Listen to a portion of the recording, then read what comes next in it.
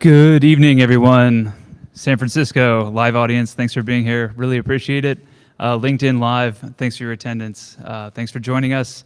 My name is Jackson. I'll be your host. I'm also one of the organizers at AI User Group.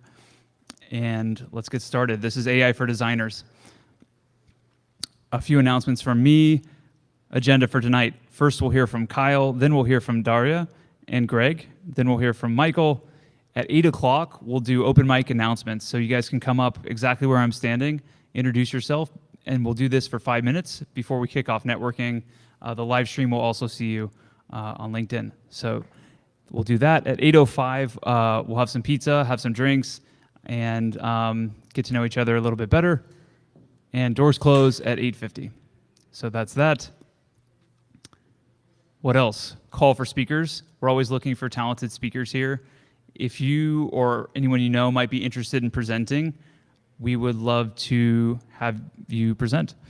If you're working with an AI tool or an AI-powered workflow, anything new in the design field, and you're using it in your day-to-day, and you're willing to show it with a live demo, it could be a multi-tool approach. Doesn't need to be like one tool. That's the idea. Just share it, and let's talk about it. Our next available presentation slot is July 17th. So you can reach out to me at my email, which is jackson@aiusergroup.com. There it is. If you registered for tonight's event, you got an email from me. That's my actual email. So let's talk about it July 17th. And with that being said, I think we should get started. Our first presenter is Kyle Hailey. Kyle is co-founder of Innovage AI. And the title of Kyle's talk is Workflows and Use Cases from a Midjourney Insider. So without further delay, please help me welcome Kyle Hailey.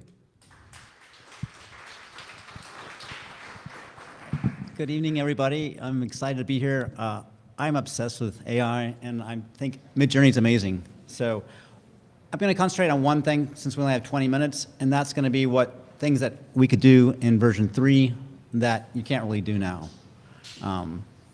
Because somebody's starting with Midjourney now, there's more coming out than can keep up with, so there's no way I would have time to go back in the past and see V3. So I'll give you a little insight into stuff I love in the past. If you want to find me on the net, Kyle Elf's my moniker on like Twitter, LinkedIn, everything, Instagram. So I stumbled on Midjourney like a year and a half ago, August, a year and a half ago, and the first few weeks it was like an addiction. Like I think I got 4 hours of sleep for the first couple of weeks. And it's also like gambling, because I mean there's a bit of randomness. So it's like on the next roll my image is going to be great. On the next roll, and just keep going, keep going. So I've done over 60,000 images, and I got so obsessed with it that I quit my job then and got a job at Midjourney. I'm curious here. I'd like to sort of like frame what I'm going to talk about. How many people have used Midjourney? How many people have not used Midjourney? Okay, and of those who've used Midjourney, have anybody used it on the web yet? Web access? No web access? Raise your hand if you use it on the web. A couple of people. Raise your hand if you've done over 1,000 images. A few people. Okay, cool. Anybody use it professionally for like marketing? Okay, cool. Okay, on the screen are 2 of my favorite images, and they're both from version 3, and I can't do these. I've not been able to do these in version 6. Version 6 is amazing, but. So, the content of this presentation, I'm going to go over how a success. Monet, okay, I love painting, and I love using AI to try to create painting. I dislike the sort of plasticky default look of AI. I love creating like swaths of paint and making it look thick and textured. So version 6 of Midjourney does amazing with Monet, so I'll give some examples of that. And then, so these are artists, like Monet is one of my favorite artists. I love the color palettes, I love the texture of the paint, I love the movement. I think it's amazing. He's dead, so I'm not like ripping him off, but we can talk about that later. Another artist I love is John William Waterhouse, and he has a limited portfolio. He was a pre-Raphaelite, and all my life since I was like a teenager, I always wanted more paintings, and so it blew my mind when I could like create what looked like more Waterhouse paintings, but it's in V3, not V6. And the last example I'm going to talk about is like black and white fashion photography. I love the photography of like Ellen von Unsworth, like in the Guess jeans back in the 90s, and I can't really do that in V6, but he can do it in V3. So while I'm here, I'm on my soapbox. I'm just going to say a few things. There's all these arguments about art, AI. People get really upset. If somebody's breathing, we're creating. Art is creation. Now, you can call yourself an artist or not, but art's creation. Inspire, breathe in. If I'm inspiring somebody else. I'm encouraging them to create something. I'm filling it with the urge to create. Aspire, I'm giving myself the urge to create through breathing. So just like, and also like, yeah, nature is art. So you might think, oh, it takes a human. No, nature is art. It's creation. An example is like Marcel Duchamp. He had a thing called art trouvé. Like, I'm walking around a forest. I see a cool, like, lightning strike on a tree trunk or whatever, a piece of wood, and I bring it home and I frame it on the wall. Nature created it, but I'm the artist. I curated it. With AI happening, the onslaught of absolutely amazing, aesthetically pleasing images and colors is going to be overwhelming. So what matters is not so much the creation now as curation. What do you want to bring to the world? When there's an onslaught, how can you help another person find the things that are inspiring? So it's more about curation now. Anyway, so let's go into some examples. So I love Monet. Next few slides are like paintings I love. So many was water lilies. I love the craziness of these. His paintings of Venice are insane. Like the electricity of the color palette is amazing. I love the fog over like the Charing Cross Bridge in London. And I love Antibes. I actually used to work in the south of France, and I would go out to this point because I was so inspired by his paintings and look at it. So when I first got Midjourney, I was like, oh, let's go try to do Manet. He's like one of my favorite artists. Now this is my first attempt. This is like a year and a half ago or something. So in Midjourney, main access is through Discord, although we'll do some demos. You can also do it through the web now. There's a command that says /imagine in Discord, and if you have like the Midjourney bot connected, it'll create an image based on what text you type. So I typed style of Monet, hyper-realistic. And this is for what it gave me. Not at all what I wanted. So also, since version 3, you can give Midjourney a image to work with. Like, this is the kind of thing I want to do. So I gave it an image of like London, Tower of London in the fog, and this is version 3. Not at all what I'm looking for. It doesn't look like a painting. It doesn't look like anything.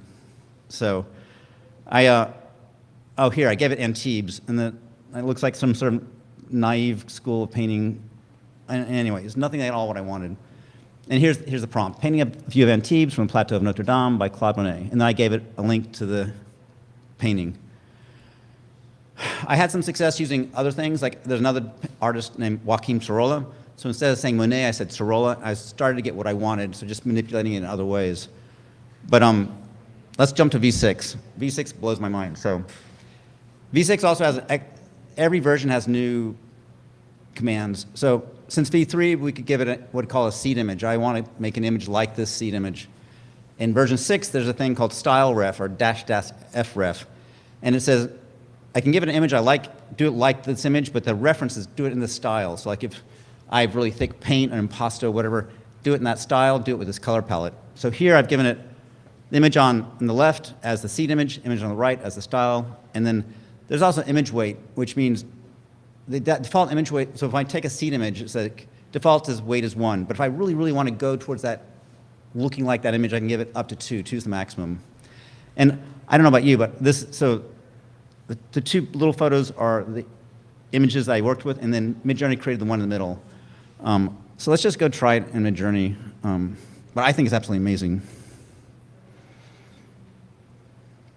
So here okay, what can I do? I drag and drop the paintings. So here I've drag and dropped the paintings into Discord. And then if I right-click on them, I can get copy link. And then when I do a prompt, I say, well, I type, it's missing it here, but I'll do it by hand. Let's just do it by hand. Okay, /imagine. And it has type ahead, so I just typed ahead. I'm going to drop in, so go up here, say copy link. That's going to be my seed image. And then I have my prompt. Let's see. Monet painting of Waterloo Bridge in London, fog filter. AR21, so this is AR is basically the aspect ratio, so I want it twice as wide as it is tall. So that's going to be my prompt. And then I'm going to do this other thing, which is sref, style. I want the image to be in the style of the following image. So I'm going to take that second painting, this one here. So I want this color palette. It's got these yellows and greens. So I copy the link, dump it in. And what is there one other thing I want to do? So image weight. So IW2, I wanted to put more emphasis on the first image, like layout format, image weight 2, and then return. So now it's going to generate it. I did a couple before, so this is one I did before, so we can see it. It might take a minute. So it gives out 4 examples. Now, when I see 4 examples, I pick one of them. I'm going to upscale it. So like this bottom right, actually bottom left. I like that light white up here. Okay, so then they go 1, 2, top left, 1, top right, 2, bottom row, 3, 4. So I say U means upscale. So I click on U3 and it'll upscale it. So here's the upscale. And then we can, I don't know how far I want to go into this, but we can keep manipulating it. So there's all these options here. So upscale, so right now, I don't know what it is, probably like 1024 by 1024. If I upscale it, probably 2K by 2K or 4K by 4K. If you want to use it like in images or posters, you can upscale it. They have you very subtle and strong. Subtle is like actually like almost everything there, but maybe I want to change a little bit of a color or something. So if I click on it, it gives me the exact same prompt. I can blow the prompt away, but if you blow the prompt away, it's going to get confused. So I generally keep the same prompt. So say purple and violet. I want more of those colors.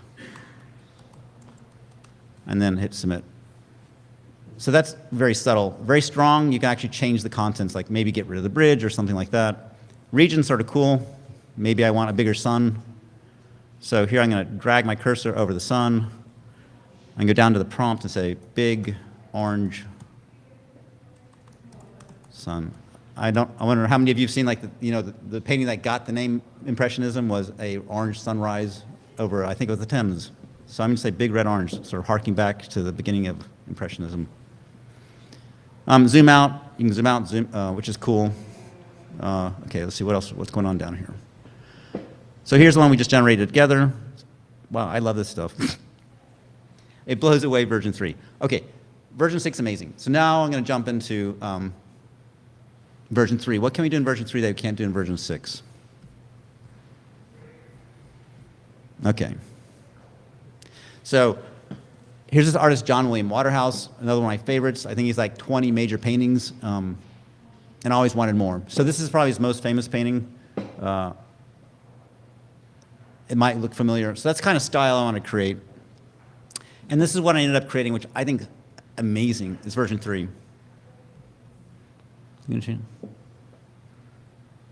So that's his example of a real painting, and this is Midjourney version 3. So and these are some examples from version 3. But let's go and check out what it's like to do it in version 6 and version 3. So let's just say this. So John William Waterhouse, we'll do it by default. We'll do it version 6, which is the default right now. And then I'm going to do version 3. Whoops. And so to do version 3, I do --V3. This is really cool. Midjourney has kept all the versions accessible, which is amazing, which is awesome. Okay, so I said nymphs, so it's like water nymphs. And we get these are very similar content to, I would say, John William Waterhouse is. So let's take a look at this fourth one. But for me, it's not the feel of John William Waterhouse at all. This looks like some other pre-Raphaelite, like Burne-Jones or something. I don't know how many artists are like pre-Raphaelite fans, but that's not the style I want at all. And that's version 6. So let's see what happens in version 3. So here I ran the command, and let's see when it comes out. So version 3 is actually, while this is working, version 3 is more of an onerous process, because in version 3, it'll throw out like that quad of 4 images, but they're really low quality. And then I have to pick one, I upscale it, and then I have to keep telling it to get better and better. When we went from version 3 to version 4, all those like intermediate steps are gone. You do your prompt and you get an amazing output. But version 3, there's more room to sort of play around with it. So it's not coming out. Let me go back. I'll just go back and show you what I did in the past. Okay, so this is version 3. I don't know how, I mean, those are really messy. They're like really serious roughs, like really rough roughs. Like they don't look like a finished painting or anything. But what we can do is like pick one. So, here's where it finished. They're still really rough. The faces are like garbled. But we don't stop there. So I'm going to pick one. Let's say I'm going to pick the third one, this purple one, and hit U3, which will upscale it.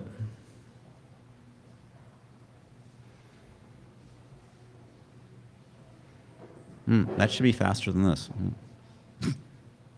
So I set this flag turbo, which is supposed to be 4 times as fast as the default, but also uses more of my credits. Okay, let's see.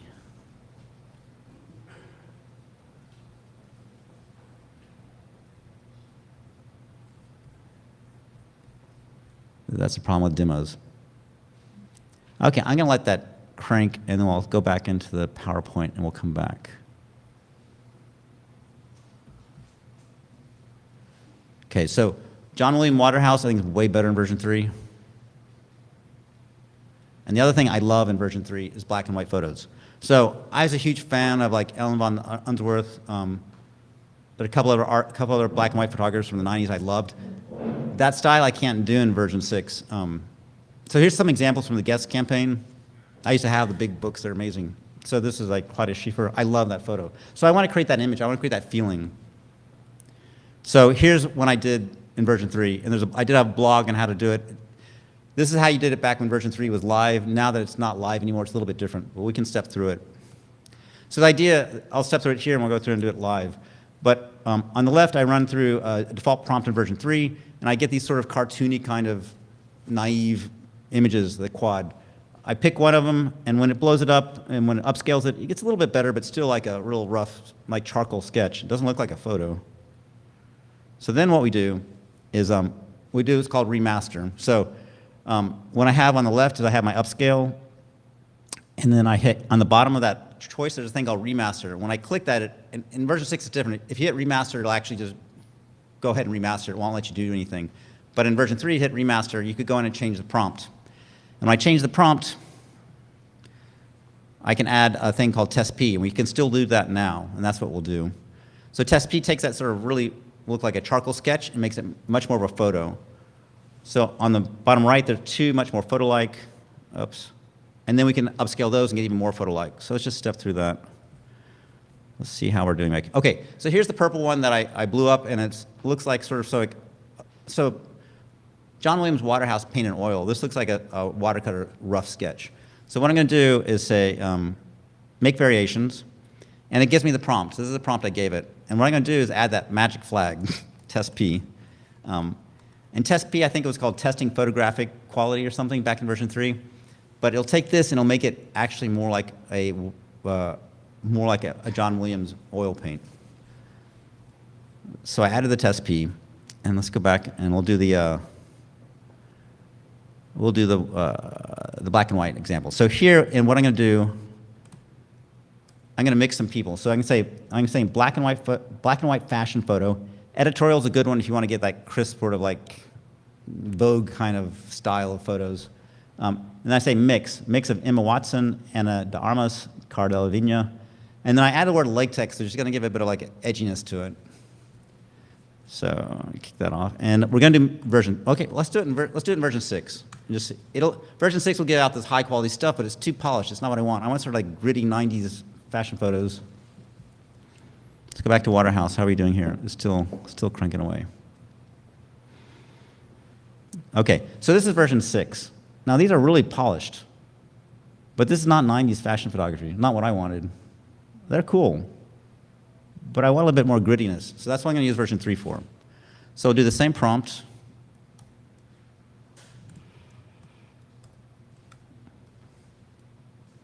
And I'm going to add minus V3. Okay, let's go back to Waterhouse. Okay, so now we're getting better. So we had this, here's the rough sort of water-looking sketch. And then here I said minus test P. And we're getting closer. Still, it looks like a cross between oils and waters now. So I'm going to go upscale one of them. I like this one on the right a little bit better.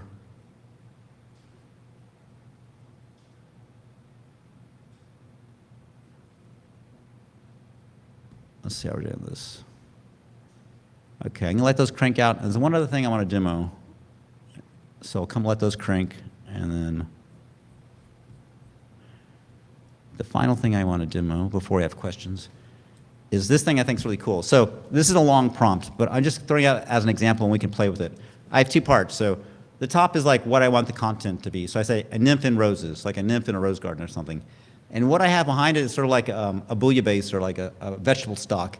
I throw in a bunch of artists that are sort of related to me, and they create like a soup. Like when I drop, like I don't know if you've like in Indian cuisine, this is what I learned after working in an Indian restaurant. The main base is onions, garlic, and ginger, and it's cooked down to a test, like no taste.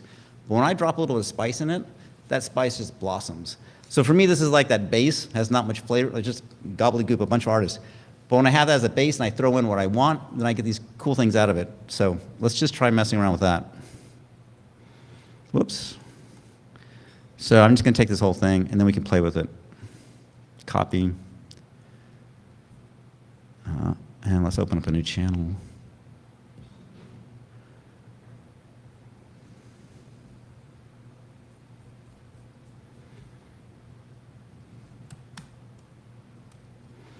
So I've got my sort of idea in Nymph and Roses, and then I have sort of the bouillabaisse, or whatever you want to call it, back here.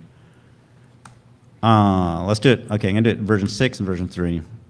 I had more success in version 3, but it works. I think it works pretty well in version 6.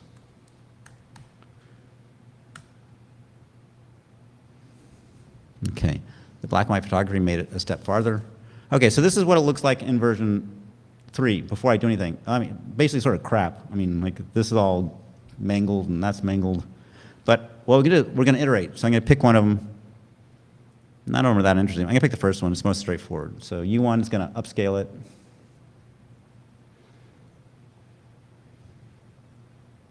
Wow, that was quick. So this is version 6. Yeah, I don't like that as much. We'll do it in version 3. So that's pretty cool. So that's a Nymph and Roses with all those artists. That looked to me like AI. It looks very generic, plasticky. So the version 3 is still cranking. We'll see with version 3 it's going to be more artistic, more oil painty. Okay, so it hasn't finished. So it's blowing it up.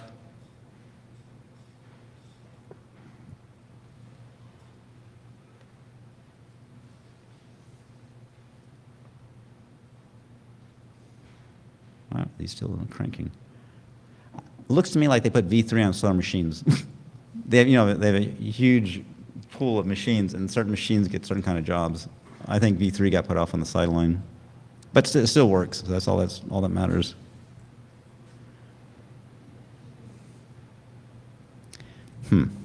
I guess these are my final demos, so we can demo take questions too while I wait. Sure, let's do it.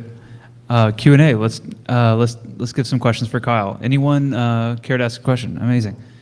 Do me a favor and just please stand so everyone can see you. And when you're done, just pass the mic to the next presenter or back to me. Yeah. Hey there, that's amazing stuff to see you treat this like a true creative tool. I see you using the -- word, or you find a word like editorial that you find really does something that you like. Is there a place that people can find words that are more effective? How long does it take you to kind of find that special word? Oh. And do you really kind of feel that that's part of your style, and do you share those, or do you try to and help others find them, or how do you work with these prompts? Okay, cool. Yeah, questions like how do I find these, like, what do you want to call them, magic words, keywords, these effective words? It's trial and error. Yeah, I've done 60,000 images, so, and I share them. I'm happy to share them. I think the culture has changed. Like a year ago, some people were really wacko, like acting like their prompts were copyright. It's complete BS. I mean, everything you do, unless you pay extra money, is public on Midjourney. You can go in and see everybody's prompts unless they pay some extra money. So yeah, and then I just get on user groups, what are like Discord channels. Oh my God, if on Discord for Midjourney, there's so much activity. There's tons of channels, tons of people talking about stuff. There's I think demos multiple times a week with famous artists who show how they use Midjourney and stuff. There's so much out there. Me, I've done a few blog posts, but they haven't gotten a whole lot of traction, so I haven't put a whole lot of energy into it. Although I am starting to give classes. I'm going to give classes like this at Innovage. First few classes will probably be free, but like on Wednesday nights in Twin Peaks. Any other questions for Kyle? Perfect. So one thing I did while taking classes, so I took this version 3 sort of rough, and I added this minus test P, and so we're going to wait and see what it does with it. Hi, thanks for the great presentation. I was wondering if you spent much time with other image generating tools like Dall-E or Kriya, Leonardo. Firefly, for example, Firefly. and how you'd compare them. Yes, the question, have I spent much time with other tools? I haven't spent much time, but I think I've touched all the major ones. But I still think, my experience is Midjourney is way ahead of everybody as far as quality goes. Now, they don't do some things I want, like Leonardo does training. I can give Leonardo a set of 10 to 20 images and it'll train, and I have a keyword and pull in whatever I had from that training set, which is like doing somebody's actual person's portrait who's not well known in Midjourney is really hard. Like if I give it a picture of myself and ask it to make a photo with me, 9 out of 10 times it's not going to look like me. Leonardo, I can give it 10 or 20 photos of me, and then I can say dash Kyle, and it'll look like me. Me, like, you know, a royalty from Europe or a beggar or whatever. It'll look like me. That's really cool. Oh, yeah. Kriya's doing some far out stuff. Kriya, you can paint in real time. I haven't tried this, but one of the first things I asked David, the founder of Midjourney, about was doing this. I can draw, and it will, with some words, and it will create the image as I draw in real time. So it's really like, it's like painting with AI. So yeah, the other products are all cool. The quality, image quality of Midjourney is still beyond everybody else, from my experience. Hi, Kyle. Thanks for the presentation. I see you using the channels over here, and I'm curious if it's purely for organization, or do you think you get better results if you go back to the same channel? Yes, so how and why do I use channels? Has no effect as far as I know on quality. I just do it for organization. Follow-up question. What has been your experience with using the web interface on Midjourney versus the Discord? Yeah, let's check the web interface out. Okay, before I jump into that, I just want to say I'm getting excited about this. So this looks like crap to me, right? I could draw that with charcoal in probably 20 minutes. These are getting really interesting. Like this one on the left, I don't know. The moodiness for me is crazy. Like that's really cool. Okay, so I'm gonna blow that one up. Okay, let's go. Let's check out the web interface. We have about 1 minute. Okay, midjourney.com. When I type it, I get whatever. These are like the top of what everybody else is doing. Super cool. Type create. I can create images. So like this is the one I just did. So right here, I'm gonna click on it, and then I can do all the stuff to it. So say upscale. It should be upscale. Now it's going to upscale it. Very subtle. I'm going to do a lot of. Did it blow it away? Okay, and then oops, I just like skimmed through them with my cursor. So all the commands are down here. Prompt. Can I?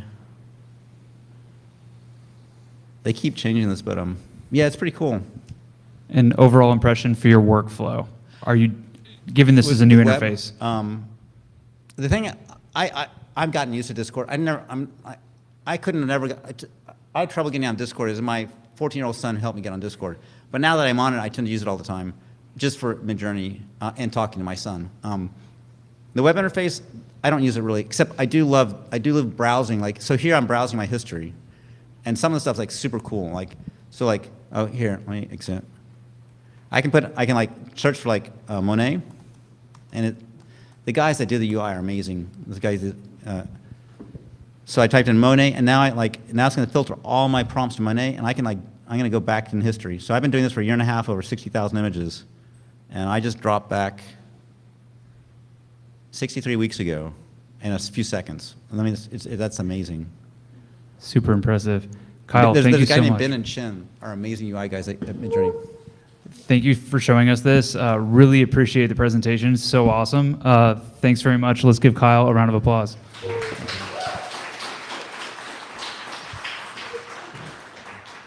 Thanks, everybody. Okay, let's welcome our next two presenters. We're going to hear from Darya and Greg. Darya is the co-founder and CEO of Shader, and Greg is the CTO. The title of their talk is Text to AR, Instantly Customize Your Content. So the thing that's not instant is we need a minute to just rearrange the cameras because we have 2 speakers, which is so exciting, of course. So give us just one moment. Hi, everyone. Thank you so much for joining today. And my name is Darya. I'm building Shader together with Greg. Yeah, and great to see you all, and that'll be a tough act to follow. I think microphone. No, one more time. We missed your intro. Oh, yeah. I'm Greg, co-founder and CTO of Shader. And we are working on text to augmented reality. So what exactly it means that we are trying to rebuild camera experience. So imagine that you join right now video calls or live streams, and we're trying to make it more immersive and creative for people who is not developers or designers, when you can make everything just with your prompt. For example, you can pronounce it or type your idea. Before that, both of us work more in social products. I was to be product design manager at Snapchat and lead product Event Studio. Maybe some of you know about that. This is a product which helps you to create filters and effects for Snapchat. And this was my motivation, kind of because it's really hard and long time to create your first filter and effect, and you can't make it instantly, and a lot of our audience want to make it just on your phone. And we start to work on that together with Greg and our team members who also have gaming experience from Blizzard and Streamlabs. The main idea that we truly believe that the world is growing on Gen AI and creation, but camera experience, when we, for example, in one stand together on video calls or live streams, still not change a lot. And we talk a lot with audience and understand that you can create already something, but you can't reimagine full stand, add more art on that, and express your emotions with your ideas in one moment. That's why we start working on the idea that what if you can reimagine how you looks like and your backgrounds and add couple like objects 3D, or we start with 2.5D just in the moment when you need it, and can use that also on your phone. So Midjourney for sure was for us a lot of inspiration in the one moment, but we decided to switch a bit from Discord and start working on just phone, because biggest part of our audience is Gen Z, Gen Alpha, who really enjoy like creation already on Snapchat and Instagram and want to make it more particularly like just on like devices when they need it. And we have for you today a couple demos. Our iOS app you right now already can download in App Store, Shader AI, and web demo Greg will show you right now.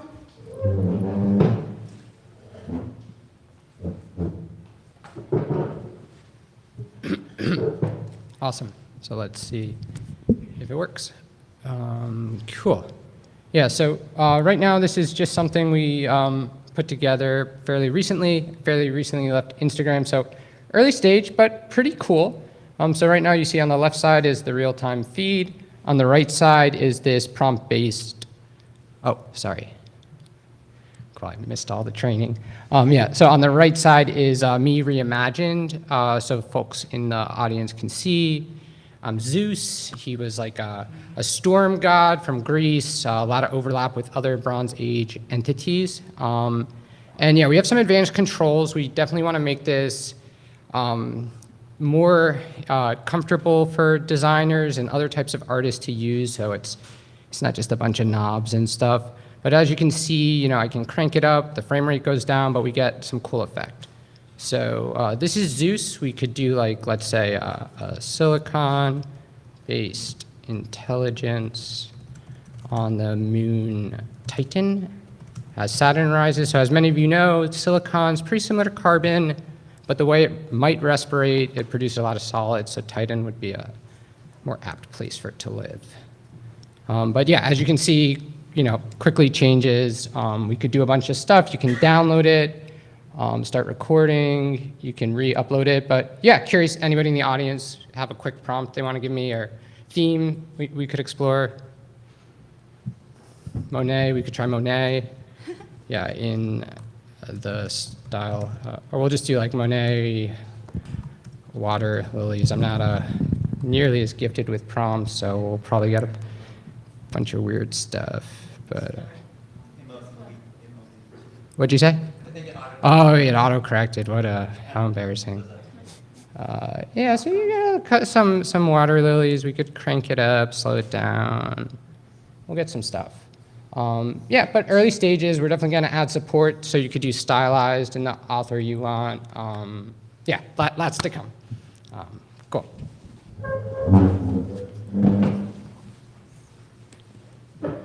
So fun. And right now I will show you a couple more ideas how we right now growing with this demo.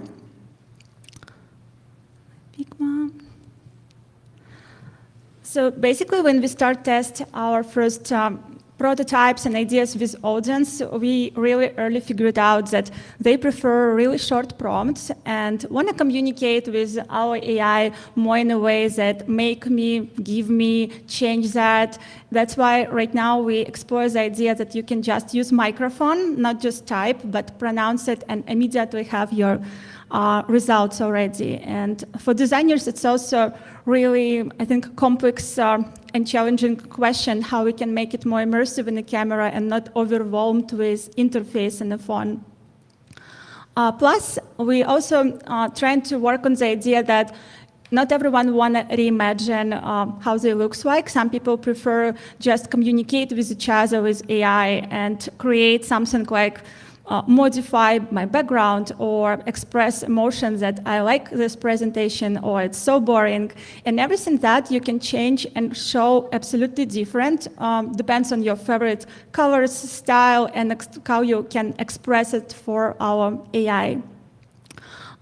So our team really small, as you see in previous slide. Just basically a couple months ago, we launched this in App Store, and we decided to start with even image gen creation part, but go more deep on the idea that we show users more than one result. One of them more looks like you, and another one, it's more like characters, more, for example, if you like create animals or monsters, it could be in this particular style.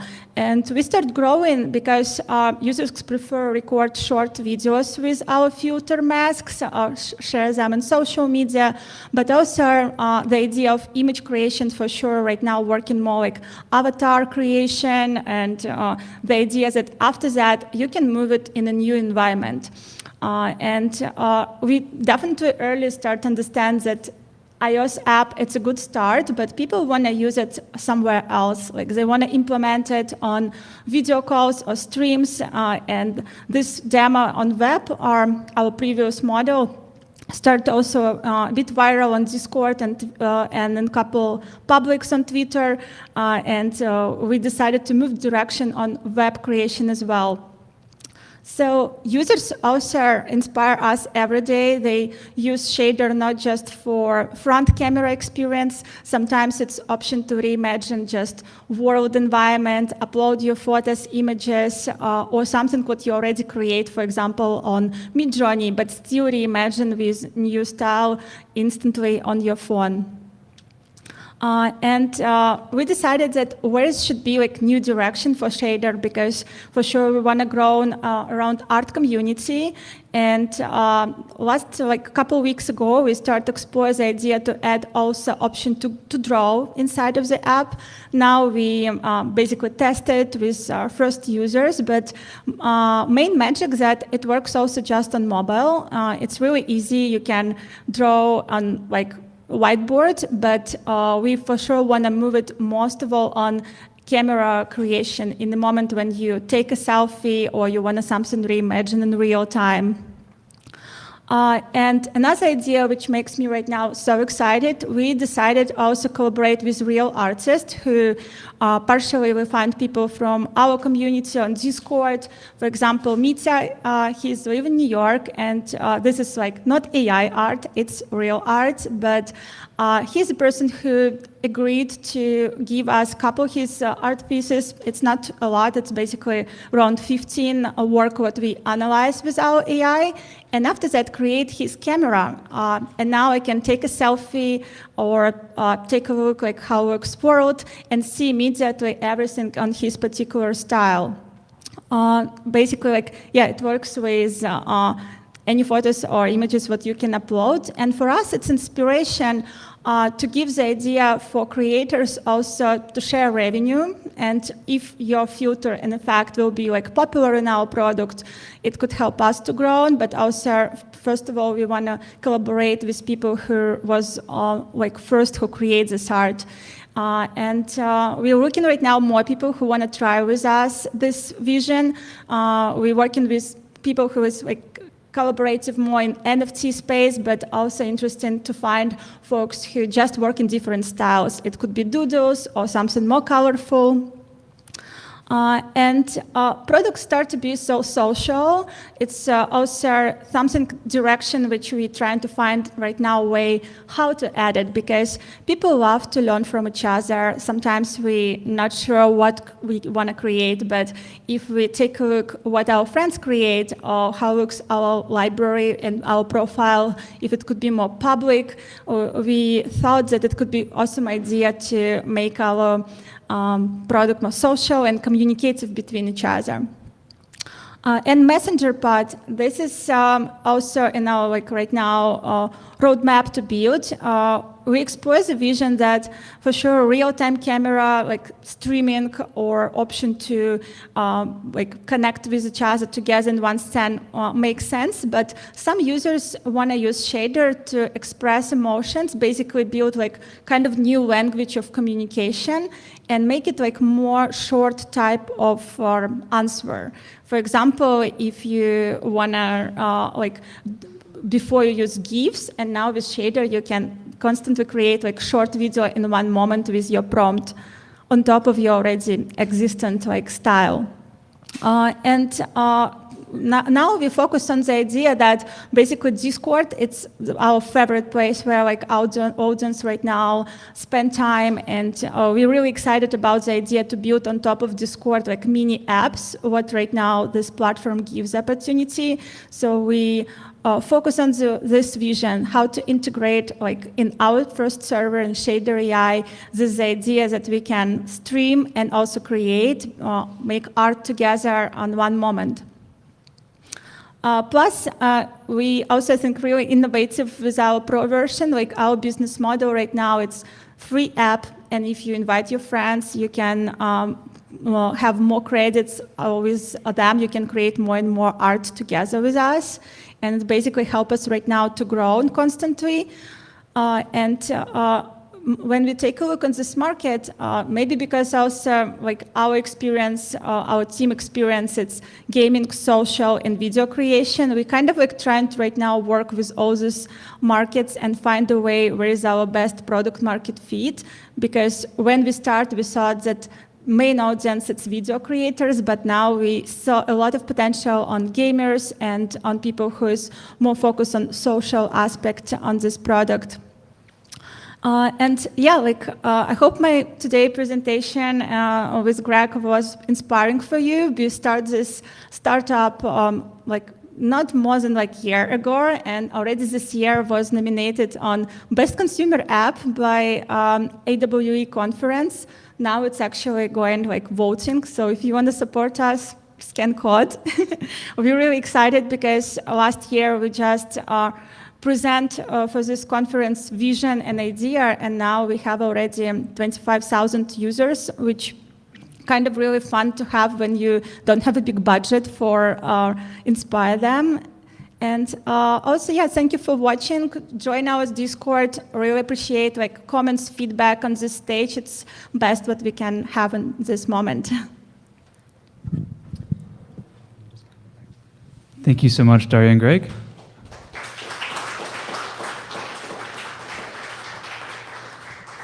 Any questions for Darya and Greg for now?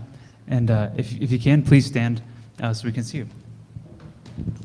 Hi, thank you for the amazing presentations. I'm curious, speaking of roadmap, have you think about applying this into still products? So, for example, like I'm thinking of when we wanted to create a video for a product, like say, we design cars or coin machines and all that instead of persons, but you can create a AR video directly from a still products.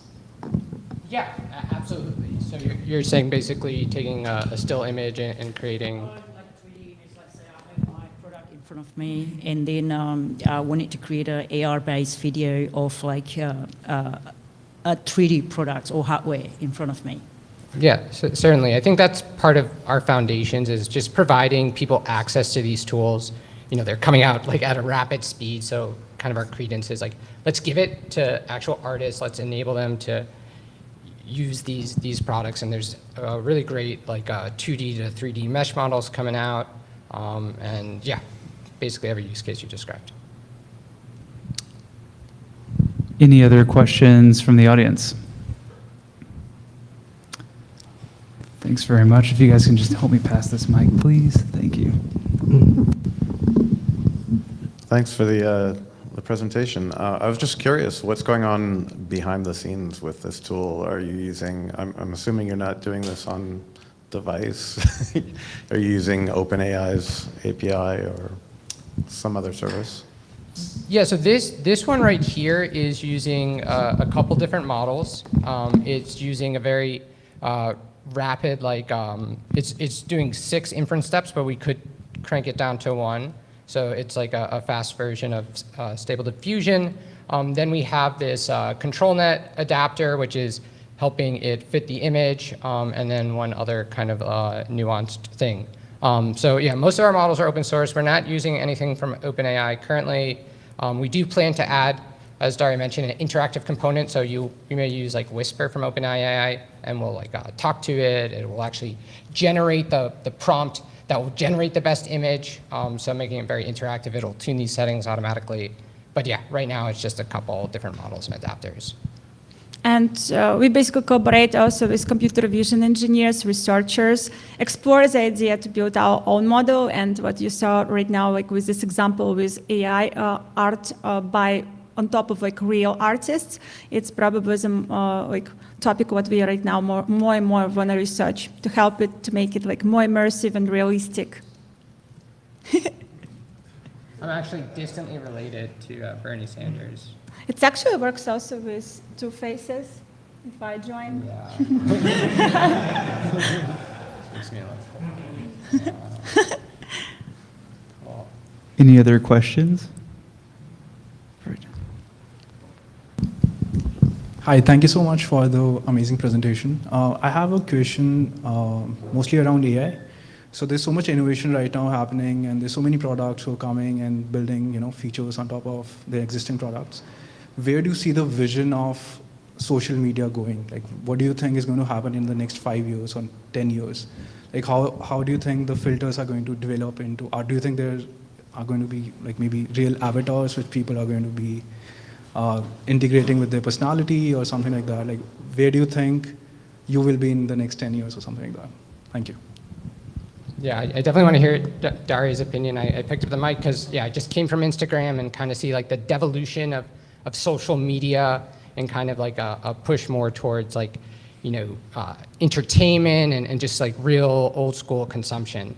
So I do think this will give people a leg up to kind of, once again, re-express themselves, maybe be comfortable in their own skin again, that they don't have to show their messy room in the back. They can get right on camera and just be in it. So I think what we'll see is a easier way to communicate ideas, hopefully a better way to express ourselves, and I think also just a more cautious world that doesn't really believe what we see, which may not necessarily be a bad thing. But who knows? I really don't know. If things go the wrong way, it won't be good. I'm also a big believer on just new devices. And when I used to work at Snapchat, we built a lot of for spectacles, and now for sure, like our version of shader right now, you can find also in Vision Pro. It's like first really simple, but I like really believe that like new devices now in the stage when we can build on top of that really fun messengers and new social behaviors, what we can't make before, how people like can talk with each other, how we can be like immersive in new worlds. And this has inspired us to start with the phone, but basically go in a direction on what happened next, how we can make it possible for like currently for Vision Pro, and we'll see what could be in a couple of years. Any other questions? I got a question. So, what current use cases of shader are most active, and what use cases do you see becoming more relevant that aren't quite there yet? Yeah, like what we show you right now today is this is super new, so we just start testing with users, but this is was the most requested features when we start explore the idea with reimagination images and creation of like mesh on top of your like face and backgrounds. We start to have a lot of feedback that I want to see everything together and then start to create on top of that like sunglasses or earrings and communicate with the audience in one moment. So basically, this is like what we like looking for the future, to make this use case as much as more smooth and professionally looking in the camera. But also we still like inspired like in our teams that people love create images and art and have kind of fun to reimagine them with like drawing feature. This is, I think, like something more static and maybe even easy from technological perspective, but we can make it like a good really product and have a traction just on this stuff and then go in direction on real-time camera, which for me like really fun. I can make for you 3 hands. Any other questions? Okay, I have another question. Wait, what? Yeah, I do have a question. So my question is, of all these controls, the prompt obviously is incredibly powerful here. Do you have a prompting guide, or what are the limitations of the prompt? How should users think about prompting when using shader?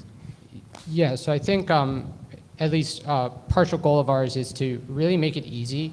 I think there's a lot of time you can spend, and it's actually great work to spend like countless hours not sleep and do like 60,000 images. We want it to be a conversation. So ideally, you go in there as you, the machine goes as the machine, and you kind of reach a conclusion, and it learns what you want, how you act. So what you'll eventually see is more of like a chat-like interface. You can use your voice, you can chat, and then the actual prompt will be somewhere else that you can expand and kind of view and persist.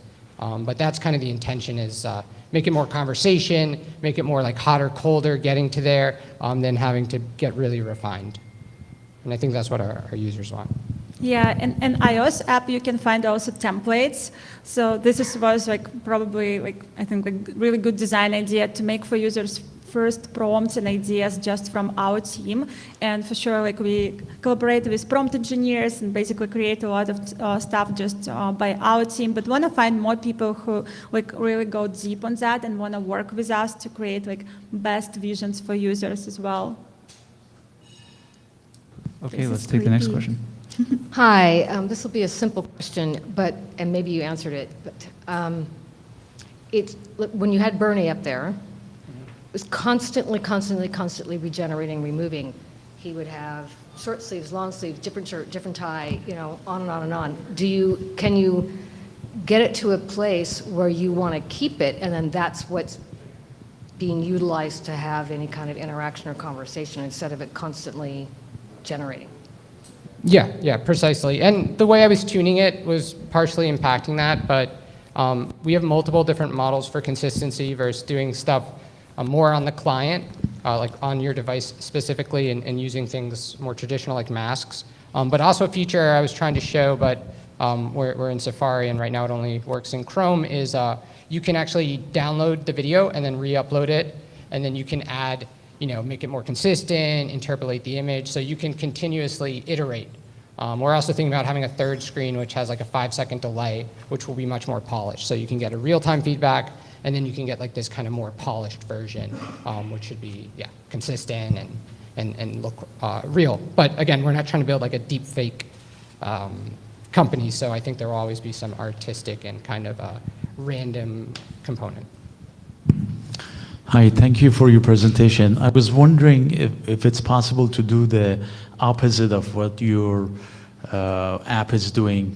Do you have any technology or maybe future technology that we can feed, AR or filtered, videos and it can remove the filter and show the real person behind it. I love it. Yeah, I did experiment last night, like looking like what does my dad look like and stuff, and it was actually pretty accurate. So again, our goal is art, entertainment, but you could imagine these types of things would be pretty feasible, like unscrambling stuff. But again, we want to be very sensitive and careful, especially from like the companies we come from, that we go in a direction that leads to positivity. And also, for sure, a lot of users request not full reimagination. For example, it could be simple makeup, or like I showed you before in the demo, that it's basically created filter, but on top of your real face. So it's basically need to find a solution from technical perspective, how to make it still you, but together with the filter. Quick question. Great product, by the way. Can you also do the voice in that? So, like when someone is just projecting the video, can they say, and then it would change the voice, or it would, I don't know, maybe mimic the voice? And then the second question is about the SDK. Like you mentioned that you guys have SDK. So what does it do, and can it be integrated with something, other systems, other APIs? Yeah. So to your first question, which I think you were saying, like, is can we modulate the voice? Can we add maybe sound, add music? Absolutely, we're working on that also. So you can like interact. So it's kind of like two things happening at once. You're conversing, but it's also kind of modulating your sound. I actually studied film, and sound is 51%. So we're really trying to nail that closely. And in terms of the SDK, right now we're just talking to folks. We really want to develop the right SDK. So if you're an engineer or you have a software mindset, please reach out to us. Let's have a conversation. Yeah, and we start just chat with companies who want this SDK. So we're trying to find a way how to make it like best for potential clients. Any last questions? Oh, we'll come back. Okay.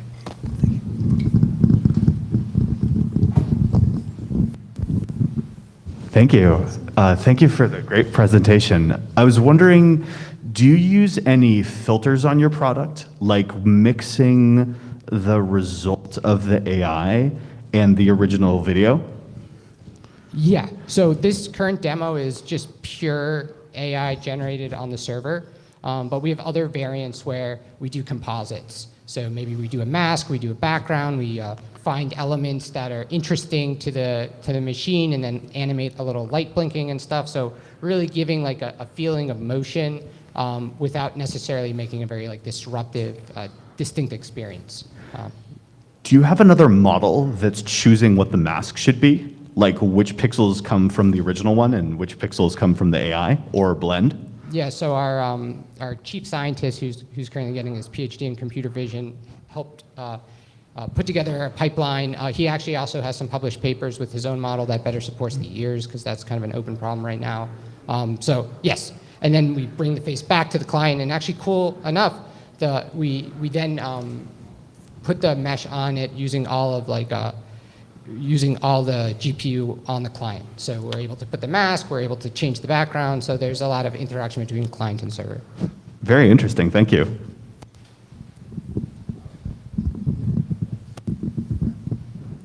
Okay, we're basically out of time. It had to be the fastest question ever asked with the fastest answer. The very fastest question. Hi, quick question.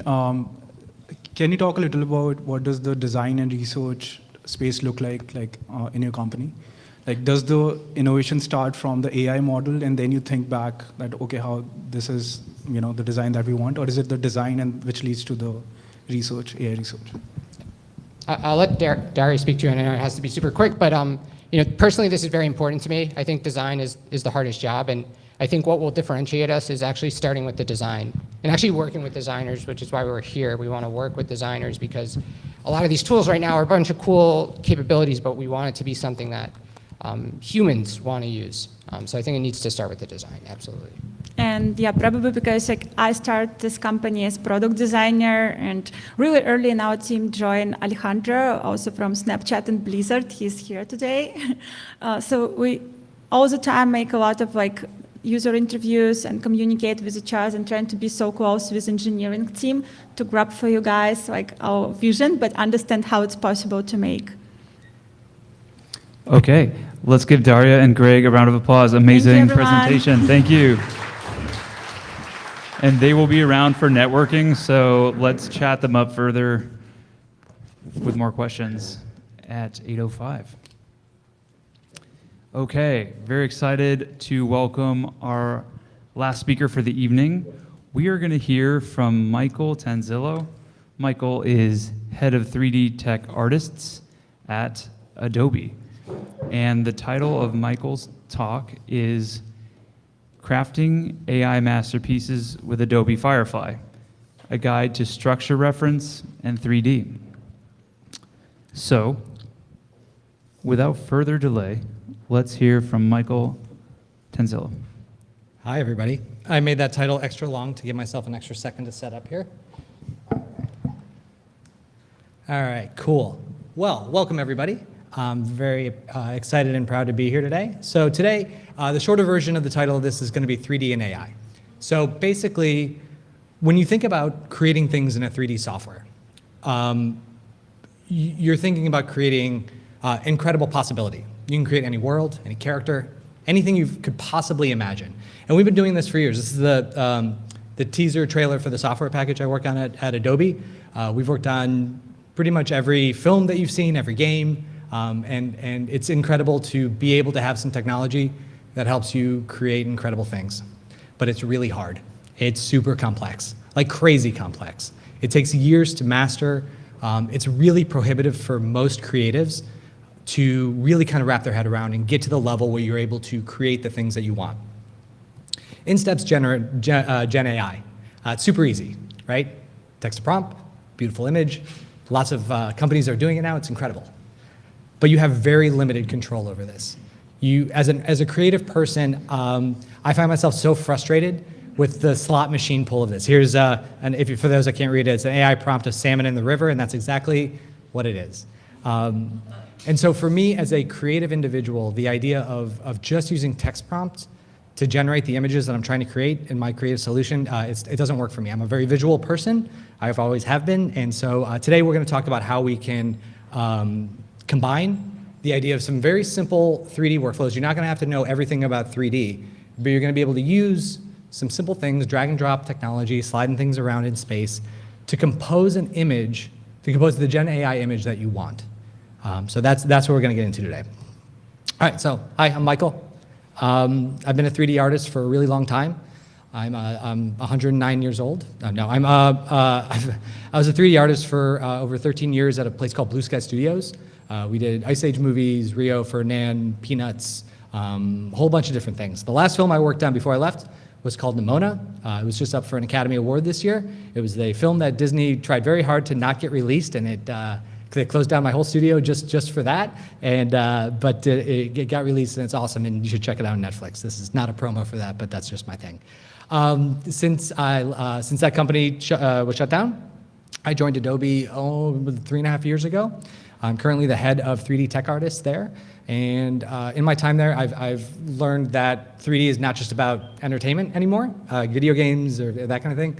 So many companies are using 3D, fashion, footwear, e-commerce sites. Basically, anybody that produces anything wants a digital twin of it, a 3D representation of it. So, oh yeah, a little more about me. I wrote a book called Lighting for Animation, because that's what I did for a long time. I am also, my newest endeavor outside of Adobe is I run a community called the 3D Artist. I have a newsletter. I do all the things that you do in 2024. I have a newsletter. I have an online community you can check out. More on that later. You're not here for that. Okay, so demo time. Let us hop into this workflow a little bit. So we're going to be using two Adobe software. I work for Adobe. That's what we do. I'm going to use Firefly. Right now, I'm just using the web interface of it, but I'll kind of talk a little bit more through that later. I'm also going to be using this piece of software. This is called Substance Stager. It's a very simple, it's the easiest to use 3D software I've ever encountered. If you've ever tried to download Blender or Maya or something like that, again, super complex, but you can see here that I'm going to be able to do everything today on a computer where you're just going to be doing a lot of dragging and dropping of stuff. So one of the examples that I showed was creating that cocktail glass in a bar. And to get that, just a quick overview of the space. I've got my main workspace here in the middle. I've got kind of like some default preloaded 3D models here on the left. And then the right is like where all the parameters and stuff go. It's very Adobe-esque. It's very Photoshop, like workspace, tools, parameters. So basically, to get some basic geo started, I can just drag and drop it into the space. Got my plane. I just want to make a little cylinder, drop that guy in there. Cool. There's this little widget in the middle. You can spin this around, control that. All very standard to 3D software in general. But again, it's very, the dragging and dropping of models into the scene is pretty clutch. It's great. So now that I have this and like I just have my like basic scene laid out, now it's time to create a camera. There's a little button up here at the top with a camera and a plus icon. Now I've got my camera and I can control the focal length, I can control the output size, and you can really start to like use this to craft exactly how you want your scene to go. Now for this next step, this is the way things are today, and I'll explain in a little bit where things are going to be going. So basically at this point, I need to render out this image, which is basically take this 3D information and make a still image out of it. That's in this render tab up here. I just click render. Yes, I want an untitled thing on my desktop. That's where I save everything. Awesome. Let me go ahead and fit this to the screen. And basically that's it. So now I can go into the Firefly web application, and I can start typing in what I want. And normally you'd be like, cocktail on a wooden bar at nighttime. Cool. And I would enter this. We go to this other interface, and you can see like the first round of the Gen AI stuff that comes up. It's exactly what I typed in, but it's not. It's not the composition I want. This is especially true if you're designing for, if you're trying to get like a background for your product placement, right? Like you want to clear some space in the middle for it, which is kind of the way that this setup is. So for that, all I'm going to do is go down here to where it says reference, and this is what's called the structure reference. And what structure reference means is it's going to use it's the same thing that's like in Stable Diffusion, like it's the control net idea, if you guys have used that. Use this image helps drive the final. So there's a strength slider, so I'll just turn that all the way up. And again, I can still run cocktail on a wooden bar at night. There's all these other options that you can choose down here. I'm just leaving those blank for now. And what you can see is the output follows the image composition that I created. So you've got this on the left, you've got yeah. And so you can say like, you can change this up, you can make it an old fashioned, and have that be, actually I think aspect ratio. Yeah, so I meant to go widescreen with it. It was cropping it down a little bit. So basically, that's the basic workflow. You use the 3D tool to create the composition that you want. You bring it into Firefly, or your Gen AI engine of choice. I just use Firefly because most of my clients are worried about the commercial viability of this, and Firefly provides that. And so yeah, so you can do that. Now the question obviously comes up. It's like, wait a second, I am not a 3D modeler. I don't know how to make a lot of things. I'm sure you can't just get everything with cylinders and cubes and spheres and stuff. And you're absolutely right. So for this next one, when I was coming up, I really loved photography. That was like my jam. I love food. I want to do food photography. When you're 22 and waiting tables at a Buca de Beppo, like you don't make enough money to pay for a lot of food. So like the idea of practicing shooting like sushi was always like a big problem for me. So what I did for this example is I wanted to like do a food product shot of some sushi. So for that, I hopped over into, this is the Substance Asset Library. It's a huge library, again, doing 3D stuff for a long time. We have a team in France that just churns out 3D content. There's like over 10,000 different materials, but the big thing that we're looking for are models. And so I can type in sushi here. We've got some different varieties. I can go back into my 3D application. I'll start a new scene. Same thing, I'll just put a little cube down. I'll just scale this guy down. It's going to be the square plate that this sushi is on. And then to get that 3D model into the scene, you literally just drag and drop it. There it is. So it's all 5 of them for now. I don't want all 5. I just want 1. So for me, I'm just going to select, yeah. So I'm just going to delete the things I don't want until I just have the 1 piece of sushi that I have. And look at that, just throwing sushi away. My 22-year-old self would be very disappointed in me. All right, cool. So you can pop this in the plate. Oh, that's a shrimp one. That's not the one I wanted. There we go. Whoop. All right. Cool. Everyone knows you don't eat the shrimp. That's just a filler one. All right, cool. So I can put that in the plate. Again, same deal. I can rotate it around, create my camera, position the camera exactly how I want. In this particular case, I'm going to go in and make it more of like a telephoto lens. So if I always had like an 85 millimeter lens that I always really liked. So I'll just do that. Position this down here. Cool. If you want, one other trick, I don't think I'd necessarily need it for this one, is to just change the color of things to make sure that there's not any problems. So for that, there's a little material tab here. I can just go into the base color, make that red. Cool. Awesome. Go into the render it out. Of course I want to call it Untitled on my desktop. What else could you possibly do? Oh, my favorite thing, this is just me. At some point you got to switch this stuff around. So I found that I tend to just like update the new image, and then whatever the old prompt was that I have, I just run it while I set up the next one, just because it's you get kind of funny results of what an old-fashioned on a wooden bar at night looks like when it's a sushi roll. So let's see. So I'm typing in salmon, sushi. One of the things that's really nice about Firefly is it gives you these suggestions. It's trying to help you out. It's trying to say like, hey, I'm pretty good at this stuff. Like, just do it. So if you're looking for something, salmon sushi on a black plate, we'll say it's reflective, and we'll say in a Japanese restaurant. Cool. And as you can expect, the same type of output. So you can use this as your foundation of really controlling the AI image output. So again, it's still a little bit of a slot machine pull because you're not 100% sure what you're getting every time, but you can control the composition to exactly what you want. I can also, another element that I did for this was that I also, as somebody who wants to control different elements of the 3D scene, I did some tests on using it to control lighting. So I used some just shapes to go ahead and control the lighting of certain things. Again, this is just creating, there's a attribute called emission that can turn something into a glowing light. So I use that as a window. This animating of the character into place has nothing to do with it. It just makes a better video, so I did that. But basically you can see how you can use you can start to control other elements. And somebody mentioned Kriya doing this thing where you can paint, and then the Gen AI model will actually update. There's artists in the 3D space that are using Kriya plugged into a Blender or other 3D tools, and they're moving the 3D assets around, or they're sculpting in 3D space while the Gen AI engine is outputting images. There's this guy named Martin Nebelong, who's I didn't put in the slide deck.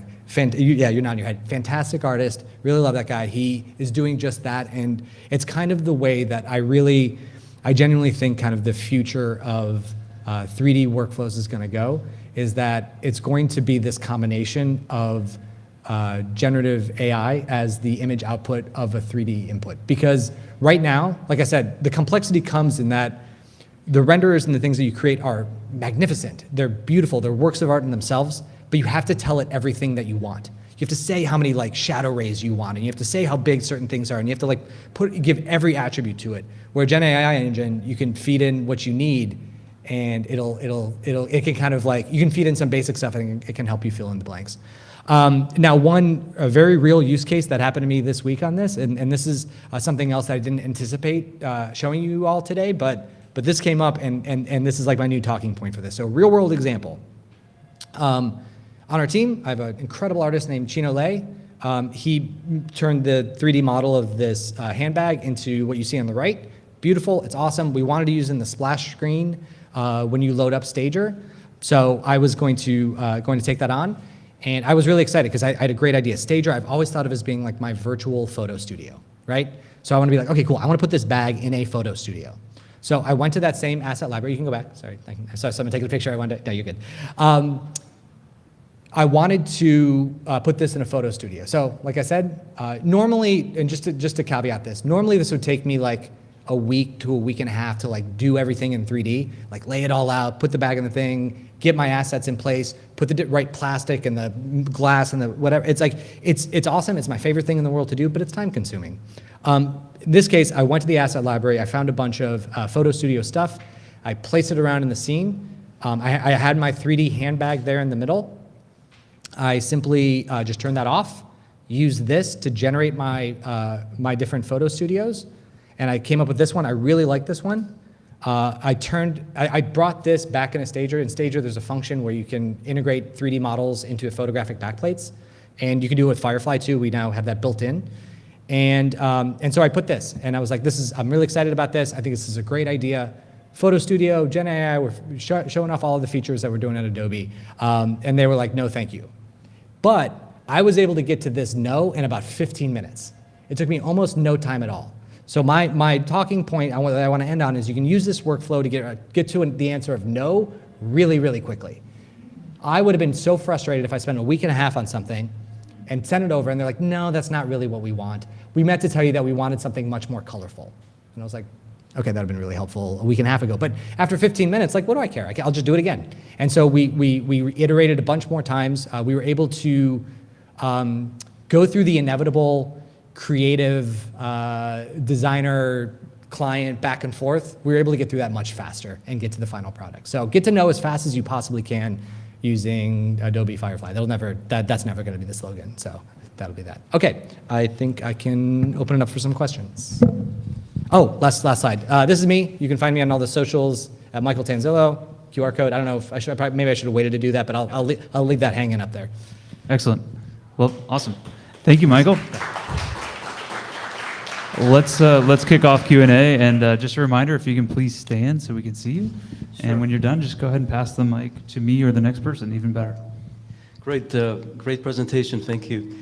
You mentioned that you're going to show us how it's done now, and then sort of did we miss that, or? No, I forgot to put that in. Okay. So basically, yes, thank you. So basically what's going to happen is the way that I was exporting this stuff outside of Stager and into the Firefly web app is the way it's being done now, but it's like Adobe's thing that Firefly is not going to be a separate entity. It's not going to be a website forever. It's going to be integrated in the tools that we already use. Photoshop, Illustrator, it's all going to be in there. And in this case, that same interface that you find on the website is going to be in the Stager application. So you'll be able to build your 3D objects. Instead, in that renders, we're trying to figure out how to do it. So the UI isn't worked out yet, but basically you'll be able to generate your Firefly image based on the 3D assets you build directly in the application. So you won't have to go back and forth. You won't have to render out an image. You can lay stuff out, say, type in your text prompt directly in the app and then go from there.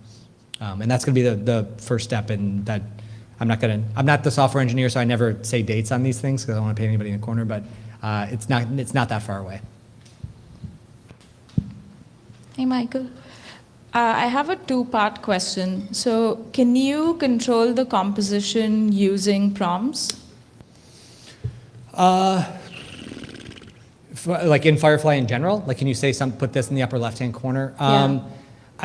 I bet you can get there, but I've never been able to. That's just not really the way that I work. I would rather generate something than do it visually.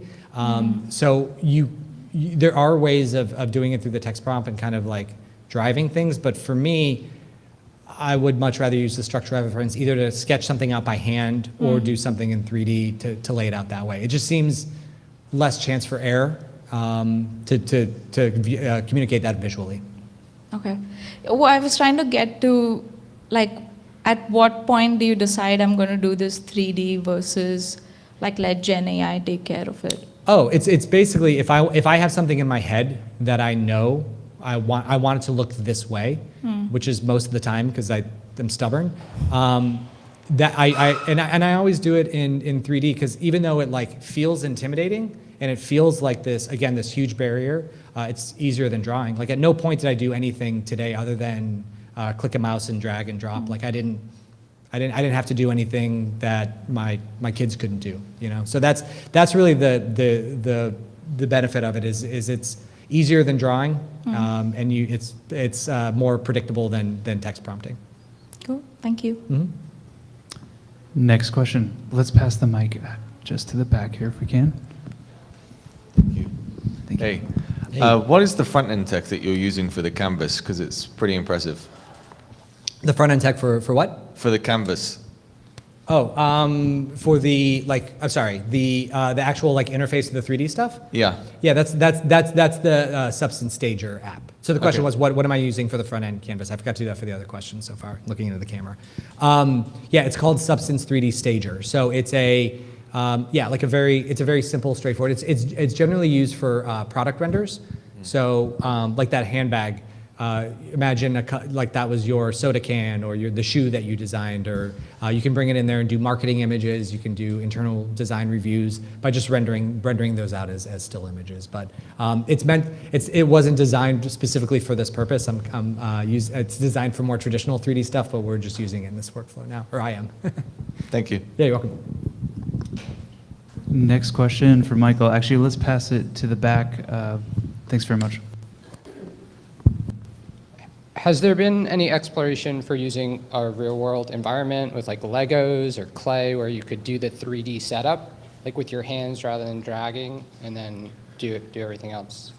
Yes, it's more like we have the other tool that we have is called Substance Modeler.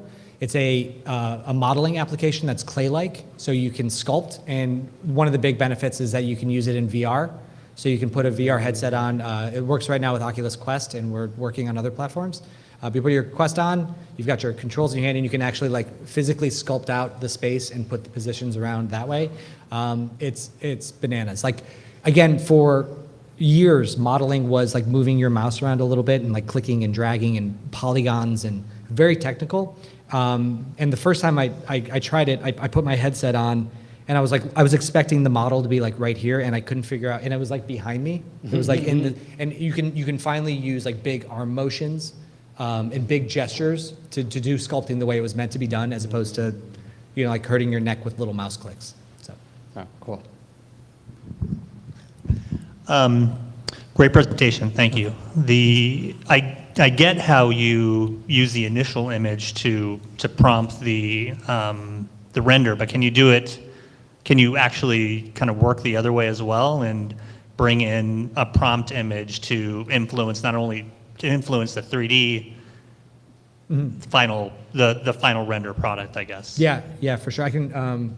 You guys have probably seen my thank you page long enough. I can show you this one a little bit too. So like, let's say, I'll just do this as an example. So one of the things that's really nice about Stager again is that you can use generated images, whether they're photographs, Firefly generated images, to affect what's going on in your scene as well. So I'm just gonna take this. It's just a sphere, nothing super fancy. I'm just gonna make it metallic and take down the roughness so it's like super shiny so you can see what's going on.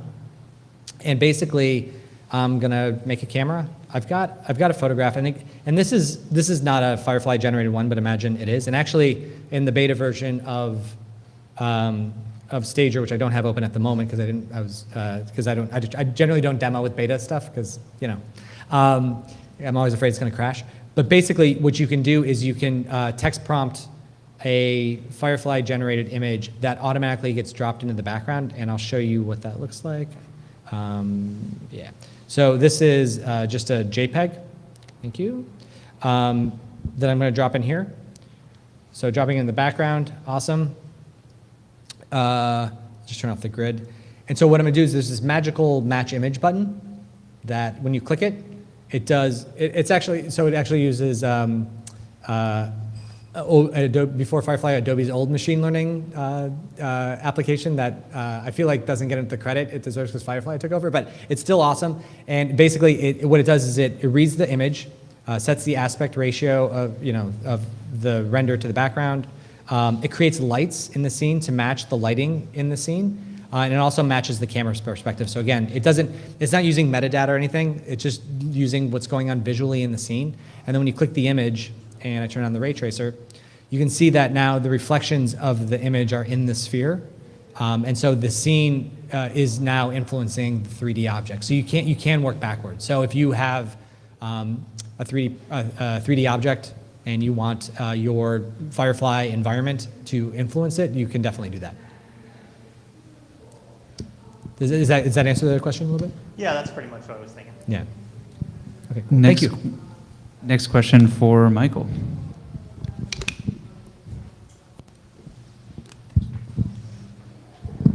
Hi, do we need to take trial? Is there any free account or trial account we can take for both of these?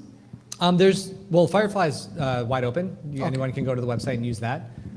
There's a couple things that you can do. There's obviously there's a free trial you can do with Stager, but there's also an application called Dimension, which is similar to Stager. It doesn't quite have the same functionality entirely, but it is a free download still at this point. And again, like the workflows that I'm showing aren't. You could also use like Blender if you want to dive into that. That's a free software. You can use that. You can jump it in a Stable Diffusion. So, like I said, for me and for my workflow, it's really all about using these specific tools. But for anybody, it's really you find the tools that work best for you. And yes, there are free options that are out there. James, go for it. Might be a little feedback next to the speaker, so. I was wondering if you just made something in Photoshop and it wasn't black and white like that, same thing happens. It reads that composition and.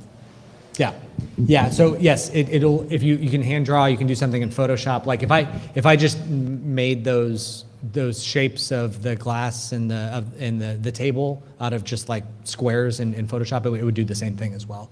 It's just for me, I do 3D, A, because that's what it comes naturally at this point to me, and B, it's like you don't have to worry about messing up the perspective, which is a big one for me.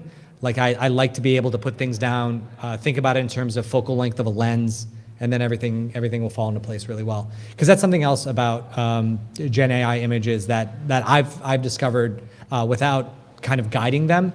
The fall off points can be all over the place on an image, and it drives me crazy. Right? I don't know if anyone else has this, but it's like the vanishing points don't make sense. And so by this, you can keep all that in line. Michael, this is somewhat of a broad question. What are some of your favorite current applications of this workflow? Mm-hmm. And where else can you see it being applied, given your experience? Yeah. Which Michael has an IMDb, I'm pretty sure. Yeah, I do. So. Yeah, there's so for me, the people that are using this, I mentioned Martin Nebelong. He's like really leading the. I mean, he was part of the reason that I was inspired. I was also inspired by the March session here. I came here and I was watching another incredible artist who was generating things and piecing them together in Photoshop, and I was like, I think we can do that in 3D. I think there's a way to. So that actually was that night I went home and started playing around with this workflow. So, but the biggest use cases for this is like honestly people just using it for early concepting the way that I've been doing it. Like it's still the fastest way to get clarity on how you want the image to look. And for most people, like that photo studio, if I got that approved and if I was working myself, I would then go back and like make it for real. Like I would then go back and once I have that kind of vision, I would go back and do all my 3D props and do it entirely 3D because that's the way that I work. I've known other people who will do it as a precursor to a photo shoot.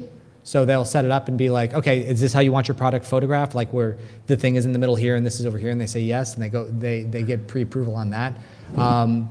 And then and it's really just at this point it's one of two things. It's either for concepting in that regard, or it's branding and putting an environment around your product to create the emotion that you want. So soda that's got a new mango flavor, you can have your hero product, and it can be photoshopped, it can be in 3D, but basically you would design everything around it, where the palm trees are, where the sand is, where the beach is, and everything, and then you're able to quickly put your product into a Firefly generated background. It's like as opposed to it's a little more custom than what you would find in a stock library. Okay, one final question, Yeah. super quick. When do you see this sort of workflow being sort of the final output and going straight into production? Wow. I don't know because everything's moving so quickly. But if I had to guess, so I would probably guess in maybe a year, it would be, which is like, but that's just like based on the acceleration of how fast things are moving. I was just talking to my boss, who we've both been in 3D for 20, 25 years. And we just like, and I showed him this workflow, because again, this is still something I'm developing and pushing at Adobe, but, and he just laughed, and we both just laughed. He's like, how did we get here? And I was like, I have no idea, man. I have no idea how we got here. This is insane. So I would say that, and when I've been pitching this idea around of like generative AI as 3D render engine, and it's getting, so I think it just makes too much sense to not be there, and it's just, for stills, I would say it's going to be there in a year, and then for animation and moving images, maybe 2 to 3 years out. Total guess, though. Thank you so much, Michael. Thank you. Let's give Michael a round of applause. Thank you so much for joining us. Welcome. Michael Tanzillo.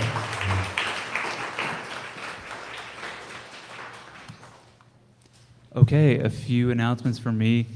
If you had a great time tonight and you want to show support, let us mention you're here on Twitter or LinkedIn. Follow our LinkedIn page, follow our Twitter page. We post content there frequently, almost every day, in fact. So you can find the full versions of these talks, but you can also find the edited versions of the talks, so split apart and other types of content like that. So please follow along. If you would like to mention you're here, take a photo, we'd appreciate it. Give us some more visibility. So by all means, feel free. We'd love it. Appreciate it. Next events, a good place to find them is on meetup.com. You may have found this event there, so check it out. This is AI for designers. We have 3 audiences: AI for marketers, AI for designers, and AI for developers. We're a community of professionals, designer marketers, and developers. So we have 3 events, and on the meetup page, you can find all these events. So next week, for example, if you're interested and you're more technical, check out AI for developers. That's next week, same place, same time. And in exactly a month, we'll do this again. So mark your calendar for June 12th, June 18th, right? Tuesday night, come join us then, okay? So check it out, all the speakers are posted. So take a look at the lineup. And with that, we're gonna do open mic for a few minutes. If you'd like to make an announcement, this is a good way to kick off networking and begin that process. So you can stand exactly where I am. There's no process other than coming up to the front and introducing yourself. So you have the mic. The LinkedIn audience is here too, virtual audience. Thank you for sticking with us as well. So it's a lot of visibility. Anyone care to make an announcement? Some example ideas are job openings, product announcements, startup ideas, looking for collaborators, working on an open source project, a design project, consulting opportunities. Anything like that is perfectly fine. You can also just come up here and say hi. An example might be, I'm Jackson. I'm looking forward to meeting you. I work in events, and I'm interested in AI. So that's a sample. Anyone else for announcement? Come on up, James. Here's an example announcement. And James, if you could stand right here. Hi. Go to sfodesign.video if you guys are looking for doing some video. If you know someone who wants to do some AI videos, that's what we're working on. sfodesign.video. Thank you, James. Anyone else for an announcement? Come on up. No need to raise your hand. Just come on up. You can queue up. Feel free. Come on down. This is my first meetup, but I'm going to continue. Hi, my name is Anshu. I'm one of the co-founder of Cloud Defense AI. We provide secure cloud security and very complex B2B product. And I'm exploring learning AI and exploring how I can leverage AI capabilities into cybersecurity. Thank you. Thanks, Anshu. That is like a perfect announcement example. James as well. Yes. It was very good. Very good. Anyone else for announcement? Just before we kick off networking, we have like a couple more minutes. Anyone else?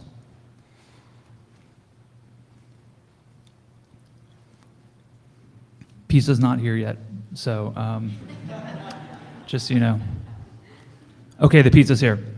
Thank you all for attending. Really appreciate your attendance. LinkedIn Live, thank you as well for sticking with us. Really appreciate everyone. And this is my email if you need to get in touch. And looking forward to chatting further. So thanks very much.